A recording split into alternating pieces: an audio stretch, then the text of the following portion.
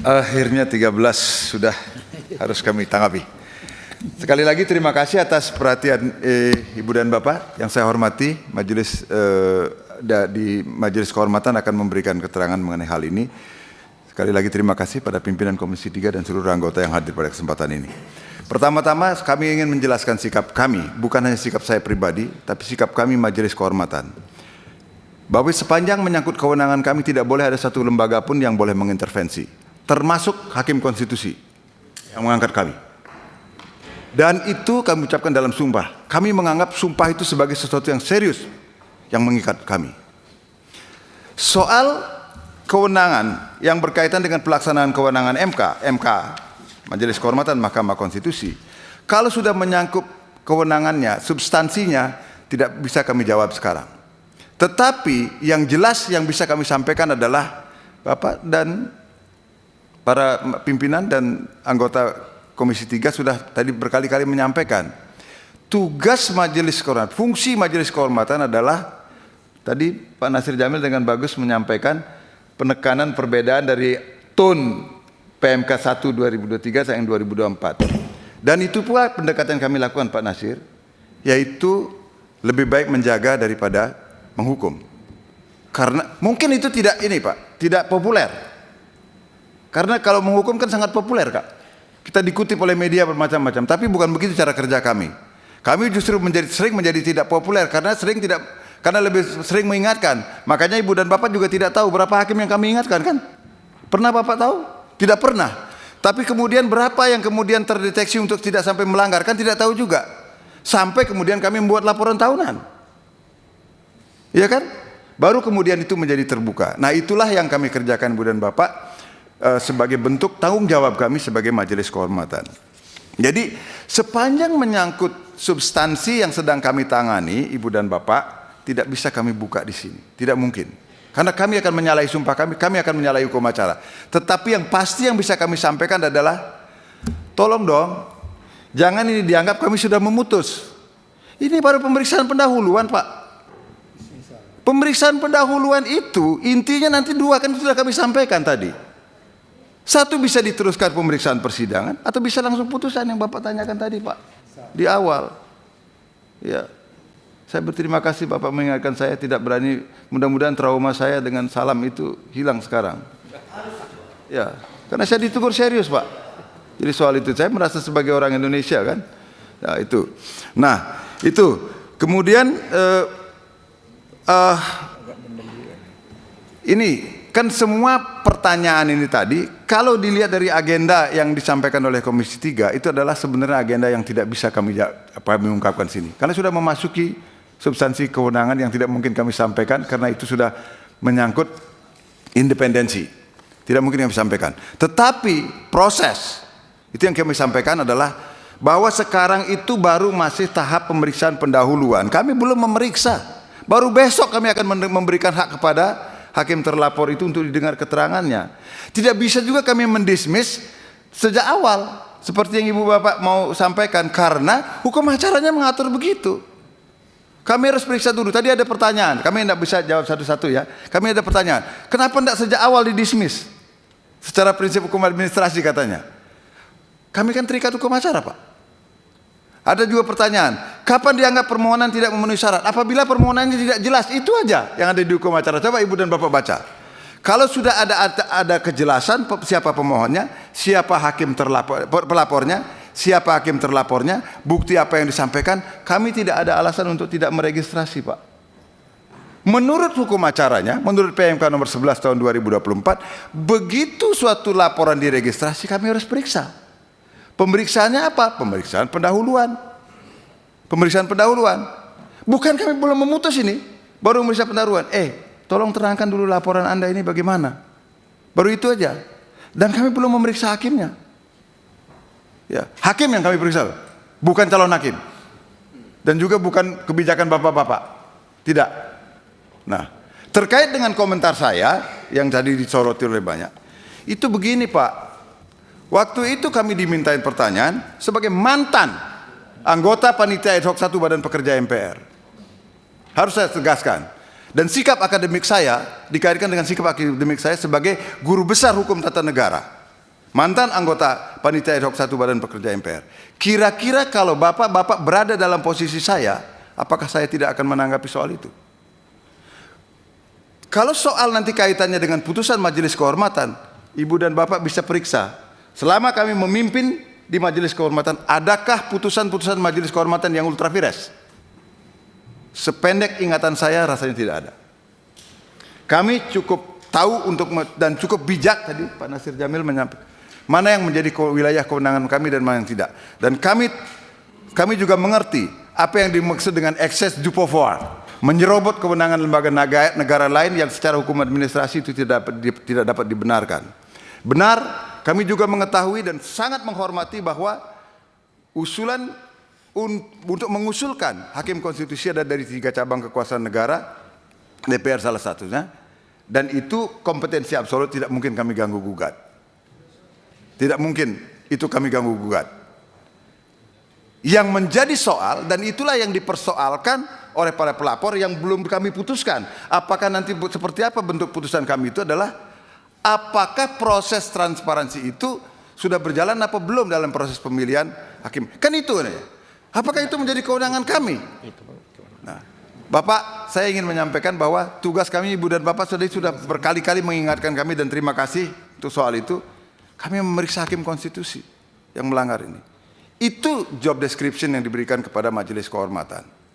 Tapi kan ada dalil-dalil pemohon yang harus kami periksa, dan itulah fungsi pemeriksaan pendahuluan untuk menjelaskan bagaimana keterangan dari para pelapor ini. Itu yang kami laporkan, Ibu dan Bapak. Jadi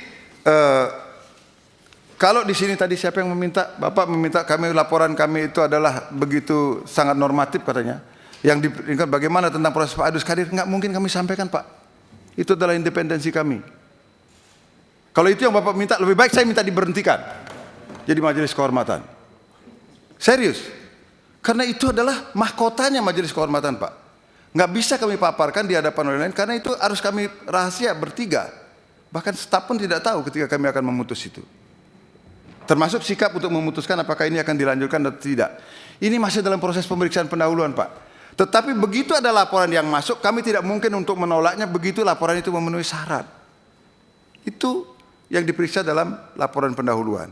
Kami belum memutuskan, karena besok baru kami akan mendengarkan. Kan harus fair dong kami, ada pihak yang dilaporkan. Kami kan harus berikan kesempatan kepada beliau bagaimana prosesnya yang tadi Ibu dan Bapak sudah sampaikan. Sekali lagi kami berterima kasih kalau itu prosesnya, dan sebenarnya kan kami tidak memasuki wilayah itu. Nah, tapi kami harus berikan kesempatan karena beliau Pak Adis Kadir dilaporkan oleh para pelapor ini. Nah, ya kemudian ya tentu saja pemberitaan menjadi besar ya, karena ini bagian dari proses demokrasi kan. Menurut saya itu ya tidak apa-apa juga, tetapi kami kan tidak boleh terpengaruh oleh itu Pak. Kami tetap berpegang pada hukum acara yang diberikan oleh Peraturan Mahkamah Konstitusi nomor 11 tahun 2026. Itu pegangan Pak, itu kitab suci kami itu Pak. Itu yang akan kami kerjakan juga. Tetapi begitu laporan masuk dan memenuhi syarat, memang nggak mungkin kami tidak memeriksanya. Minimal sampai pemeriksaan pendahuluan untuk menentukan sikap kemudian. Itu yang harus.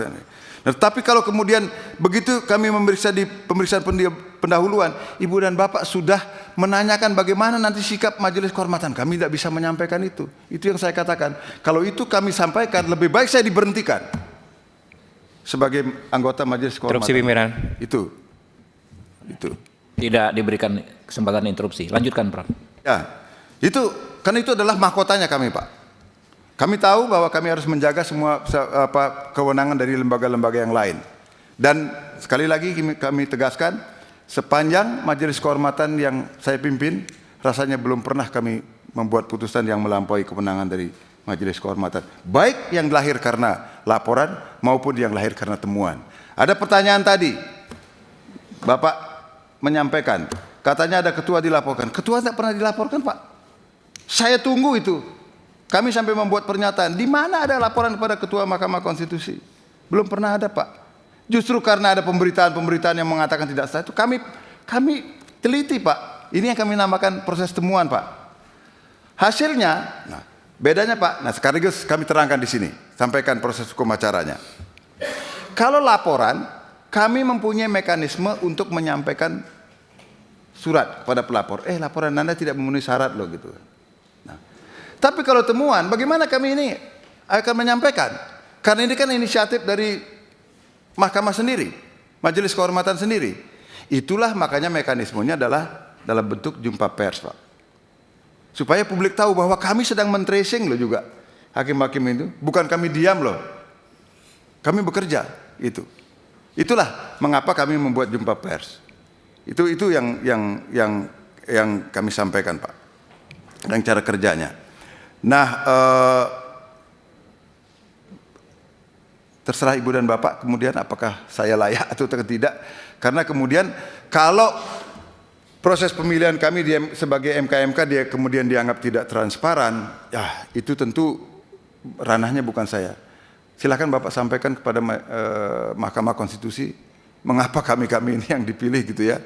Karena itu aturannya dibuat di dalam peraturan Mahkamah Konstitusi.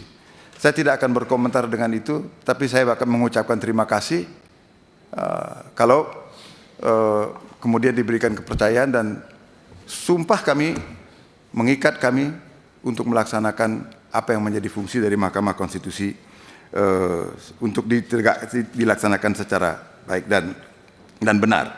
Nah, tentang sebenarnya kalau kami mencoba memahami pertanyaan Bapak-bapak Komisi 3 yang terhormat dari tadi itu kan isinya kekhawatiran bahwa Majelis Kehormatan Mahkamah Konstitusi akan memeriksa proses, akan memeriksa bagaimana proses politik di DPR dan sebagainya. Ya, itu. Sebenarnya kan itu yang menjadi berita kan, Pak Ketua dan Ibu dan Bapak-bapak anggota Komisi 3, itu yang menjadi berita. Tapi masa kami harus terjebak oleh berita? Yang kalau boleh dikatakan yang menjebak dan mengikat kami ya hukum acara. Itu yang akan kami laksanakan. Ibu dan Bapak. Kalau soal pemeriksaan yang dilakukan secara tertutup, Bapak saya jawab itu. Kalau Bapak menghendaki kami memeriksa hakim konstitusi secara terbuka, saya dengan senang hati.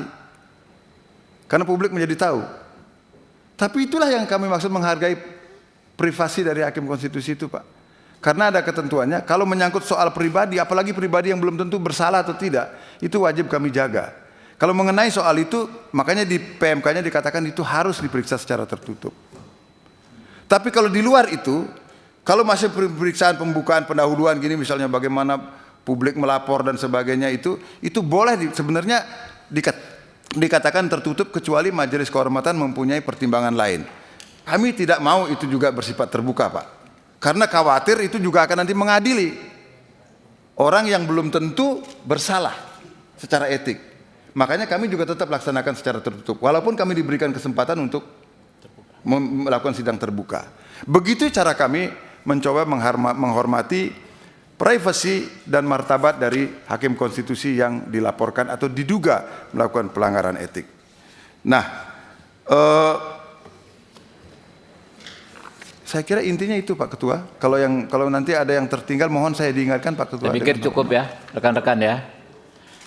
Rekan-rekan karena ini RDPU ya, bukan raker, kita nggak ada kesimpulan ya. Nanti setelah selesai duo Prof ini kebanggaan kita meninggalkan ruangan, mungkin kalau teman-teman menginginkan rapat pleno kita gelar rapat pleno ya. Mungkin itu Prof. Terima kasih sekali atas kehadiran dan penjelasan dari dua Prof ya. Dan kami juga mohon maaf ya Prof, ada dinamika, ada salah-salah kata Prof ya. Tapi nawaitu kita sama-sama tegak lurus merah putih Prof. Ya. Mungkin itu, terima kasih. Saya tutup. Billahi taufiq wal hidayah. Wassalamualaikum warahmatullahi wabarakatuh. Waalaikumsalam. Terima kasih semua. Rekan-rekan Komisi 3 kita tetap di ruangan ya. Kita